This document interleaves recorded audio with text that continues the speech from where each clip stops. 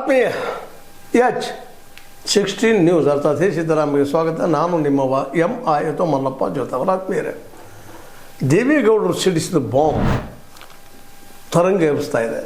BJP ಗದ್ದಲಕ್ಕೆ ಬಿದ್ದದನೋ ಅಥವಾ ಗದ್ದಲಕ್ಕೆ ಬೀಳೋಂಗೆ ಮಾಡಿದರೋ, ಸ್ಥಳೀಯ ಚುನಾವಣೆಯಲ್ಲಿ ನಿಮ್ಮ ದೋಸ್ತಿ ಬೇಡಪ್ಪ ಅನ್ನುವಂಥ ಒಂದು ನಿರ್ಧಾರವನ್ನು ದೇವೇಗೌಡರು ವ್ಯಕ್ತಪಡಿಸಿದ ತಕ್ಷಣ ಜೋರ್ದಾರದಿಂದ ಚರ್ಚೆಗಳು ಸ್ಟಾರ್ಟ್ ಆಗಿಬಿಟ್ಟೆವು.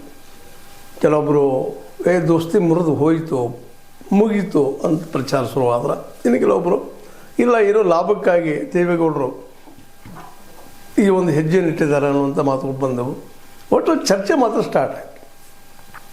ಮೊದಲಿನ ಪ್ರೀತಿ ವಿಶ್ವಾಸ ಉಳಿದಿಲ್ಲ, ಇಲ್ಲೂ ಏನೋ ಗದ್ದಗಳು ಆಗ್ತಾ ಇದ್ದಾವೆ ಅನ್ನುವಂಥ ಮಾತುಗಳು.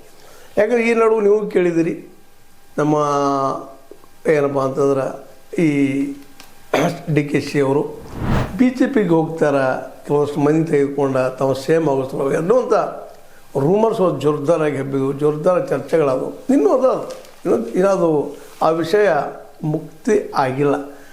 ಆದರೂ ಒಂದಿಷ್ಟು ಏನೋ ಸಿದ್ದರಾಮಯ್ಯರ ಕೈ ಒಂದು ಸ್ವಲ್ಪ ಹೆಚ್ಚು ಬಲಿಷ್ಠ ಆಗಿದೆ ಅನ್ನುವಂಥ ಮಾತು ಕೇಳಿ ಬರ್ತಾ ಇದ್ದಾವೆ.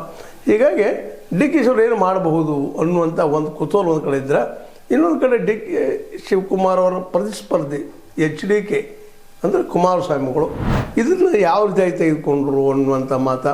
ಅದೇ ಕಾಲಕ್ಕೆ ಕೆಲವಷ್ಟು ಬಂದು ವರದಿಗಳು ಎಲ್ಲ ಕುಮಾರಸ್ವಾಮಿಗಳು BJP ಬಿಡ್ತಾ ಇದ್ದಾರೆ, ಒಂದಾಗಿ ದೂಸ್ತಿರ್ತಾ ಇದ್ದಾರೆ, ಅವರ ಕಡುವು ವಿರೋಧಿ DKC ಅವರನ್ನು ತೆಗೆದುಕೊಳ್ಳೋದ್ರಿಂದ ತಮ್ಮ ರಾಜಕೀಯ ಭವಿಷ್ಯ ನಾಶ ಆಗ್ತನ್ನೋ ಕಾರಣಕ್ಕಾಗಿ ಮತ್ತು ಒಕ್ಕಲಿಗರ ಸಮುದಾಯದ ಮೇಲೆ ಹಿಡಿದು ತಮ್ಮ ಕಡಿಮೆ ಆಗ್ತನ್ನೋ ಕಾರಣಕ್ಕಾಗಿ ಅವರಿದ್ದಂಥವರು ನಿಧಾನಕ್ಕೆ ಹೊರಬರ್ತಾ ಇದ್ದಾರೆ ಅನ್ನೋಂಥ ಮಾತು ಕೇಳಿದ್ದು.